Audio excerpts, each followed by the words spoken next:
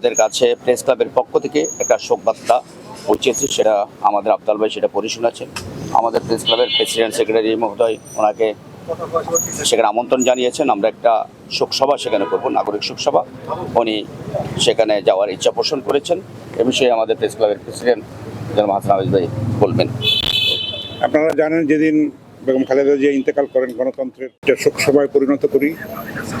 জাতীয় প্রেস ক্লাবের সঙ্গে শহীদ প্রেসিডেন্ট জিয়াউর রহমান এবং বেগম খালেদা জিয়ার যে অবদান এবং ভূমিকা, সেটা একটা অচ্ছেদ্য বন্ধনে তারা জড়িত। সেই কৃতজ্ঞতা জানাতে এসেছি। আমরা আজকে আমাদের ম্যানেজিং কমিটির সভায় আমরা শোক প্রস্তাব গ্রহণ করেছি। সেই শোক প্রস্তাব আজকে আমরা আনুষ্ঠানিকভাবে জনাব তারেক রহমানের কাছে হস্তান্তর করেছি এবং একটু আগে যেটা শুনলেন, আমরা একটা নাগরিক শোক সভার আয়োজন করব ব্যাপক আকারে। সেখানে আমাদের একটা প্রকাশনাও থাকবে। সেখানে আমন্ত্রণ জানানোর জন্য আমরা এসেছি আনুষ্ঠানিকভাবে। উনি সম্মতি দান করেছেন এবং ওনার সুবিধাজনক সময়ে, দ্রুততম সময়ে সেই শোক সভাটি অনুষ্ঠিত হবে।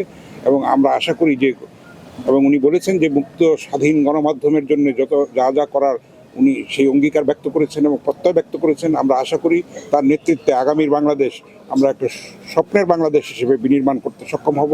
মুক্তিযুদ্ধের চেতনায় এবং জুলাই চেতনার উদ্বুদ্ধ হয়ে স্বৈরাচার হটানোর যে অঙ্গীকার, নির্বাচন নিয়ে যে ষড়যন্ত্র চলছে দেশে এবং দেশের বিদেশে, সেটা ঐক্যবদ্ধভাবে আমরা সবাই মোকাবেলা করব।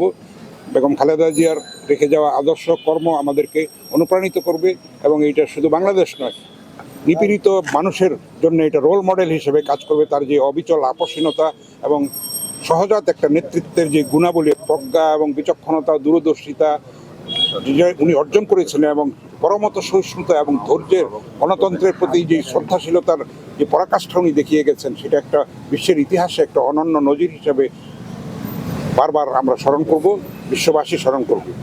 নাগরিক শোক সভা হবে, আমরা এটা বিশাল আকারে করার চেষ্টা করছি এবং উনি সম্মতি দিয়েছেন। উনি আগামী 11 তারিখ ঢাকার বাইরে চলে যাবেন।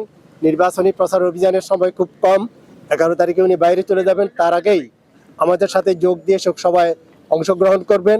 আমাদেরকে উনি আজকে অথবা কালকের মধ্যে, 2-1 দিনের মধ্যে জানিয়ে দিবেন কবে শোক সভা আমরা করব।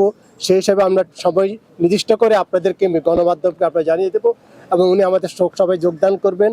খুব আগ্রহ সহকারে উনি প্রকাশ করেছেন। পাশাপাশি বেগম জিয়া যে এখানে বহুতল ভবনের ভিত্তিপত্র স্থাপন করে গেছেন, সেটি আবার নতুন করে সূচনা করবেন বলে উনি আমাদেরকে কথা দিয়েছেন। আর একটা বিষয় উনি কথা বলেছেন যে সাংবাদিকরা যাতে মুক্তভাবে লিখতে পারে এবং কাজ করতে পারে, অর্থাৎ গণমাধ্যমের স্বাধীনতার জন্য ওনার বাবা মা ও কাজ করে গেছেন, উনিও সর্বতভাবে সেটা করবেন। Thank you. বাংলাদেশের রাজনীতির কিংবদন্তি, 3 বারের সাবেক প্রধানমন্ত্রী, বিএনপির চেয়ারপারসন দেশনেত্রী বেগম খালেদা জিয়ার ইন্তেকালে জাতীয় প্রেস ক্লাবের পক্ষ থেকে ক্লাব ব্যবস্থাপনা কমিটি গভীরভাবে শোকাভিভূত। আমরা এই মহান নেত্রীর আত্মার মাগফিরাত কামনা করছি এবং তার সুখ সন্তপ্ত পরিবারবর্গের প্রতি সমবেদনা জানাচ্ছি। একই সঙ্গে মহান আল্লাহ তাআলার কাছে প্রার্থনা করছি তিনি যেন আমাদের আপসীন নেত্রী খালেদা জিয়াকে জান্নাতুল ফেরদৌস নসিব করেন। দেশনেত্রী বেগম খালেদা জিয়া ছিলেন সাংবাদিক সমাজের একজন অকৃত্রিম বন্ধু ও শুভাকাঙ্ক্ষী। সাংবাদিক সমাজ তার রয়েছে অপরিসীম ত্যাগ। জাতীয় প্রেস ক্লাবের সঙ্গে তার রয়েছে নিবিড় সম্পর্ক। এই ক্লাবকে তিনি আলাদা নজরে দেখতেন, কারণ এই ক্লাবের সঙ্গে তার যেমন সুদৃঢ় সম্পর্ক ছিল, তেমনি এই ক্লাব তার স্বামী শহীদ প্রেসিডেন্ট জিয়াউর রহমানের স্মৃতি বিজড়িত।